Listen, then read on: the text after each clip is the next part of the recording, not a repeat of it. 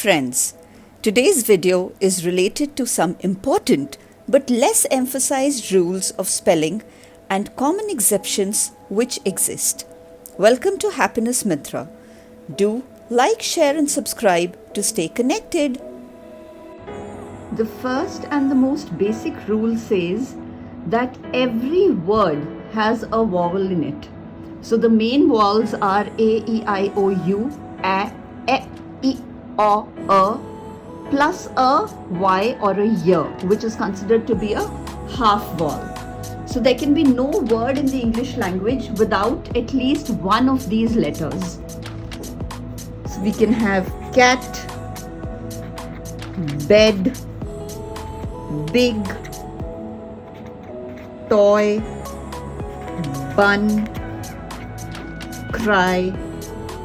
Why I mentioned this rule is because often I've noticed that in the case of the sound, children don't really identify it. When they hear a bun, they'll write a bun, b and a n. So they'll often write this. Or if they hear a cup, they'll write k, p. They omit the sound in between. So if they are clear on this rule, they'll make sure that if a clear vowel can't be heard, they have to put in a sound at least. The next rule again is very common. The qu sound is always followed with a. There is no word where we do not have a coming in after qu in common usage English. So we'll have words like queen, quiz, queue, queer. They all have a coming in after the qu. So a qu will never come itself, or it'll never be followed by any other vowel as such. Now the third rule says that there are no common English words which end with a e, a, v or a j. Here the v is referring to the v word, right? But there are a few exceptions here, and the most common exception here is the word u, which ends with a u, and high. But high is not considered to be a complete word in itself. It's more of a common usage word that we use for hello. But these are two common words where this particular rule does not apply. Any other word of common usage English will never end with any of these sounds. The words would end with sounds like this, but not with these letters. So now we'll move on to what happens if we hear any of these sounds in the end of the word. Now in the first case, it says that if there is a e, a or a v letter, they always have an e in the end to complete the word. They form the magic e words. The e and the a, obviously since they are the vowels, they'll take the long sound. Let me give you some examples to explain this better. For example, we have pie. We have die. So it changes. For the a, we have clue. Again, it changes. We have true. For the w ending, we'll have give, have, 12. All of which ends with a e in the end. Although we'll hear the w, but the spelling will always have a v and a e together.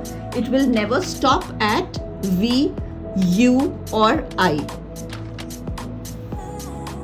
Another very common rule, if we hear j in the end, the word will end with ge. It will not end with a j. So soft sound for g is j, which is what will be used here In the magic E case, it will take the original sound, which is J. So we'll have words like age, hinge, bigger words like bandage, stage. So we'll hear the J sound, but when we actually write it, we will write it with a G and a E. So it's the soft sound of G which is being used here. The next rule. If we hear J after a short vowel sound, we add DGE, not just GE. We'll add the G, E. For example, a word like edge. So there's a short vowel sound of E. So we'll not write E, G, E. We'll write E, the G, E. Edge. A word like badge. Again, we have a short vowel sound here, and the word becomes a DGE ending word. Similarly, bridge. So we have a E here, it'll end with a DGE combination. So the difference between a GE and a DGE combination. Now again we come to something which is a little not known, a little uncommon. There are just 3 common English words which end with a W and a E together, with a W-E, W-W. And these words are basically V itself, ewe, which is the female sheep, and awe. I was in awe of the beautiful girl in front of me, or any such sentence. So basically the feeling of surprise and shock and excitement, that's awe. Okay? All the others, when we hear a V or when we have to add a VE sound, we'll always put a VE. Have, give, love, strive, deprive. We explained this concept earlier. So WE comes only in 3 cases. So you can just learn these 3 words.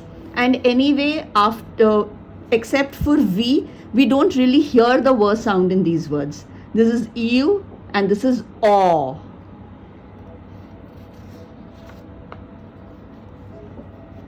Next, we come to the 8th rule. Words ending with W do not take the V sound. I quickly mentioned this in the previous rule, but we'll go into more details now. They are diphthong combinations of AW, EW and OW, or, U and OW. Now these again take different sounds. AW, for instance, is aw.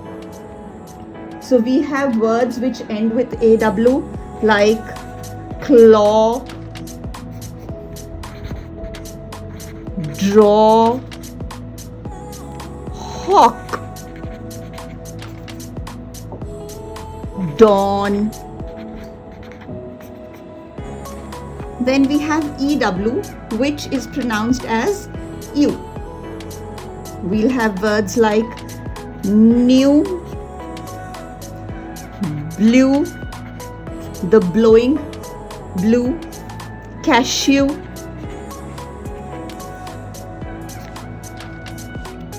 we have OW, which gives the sound of ow.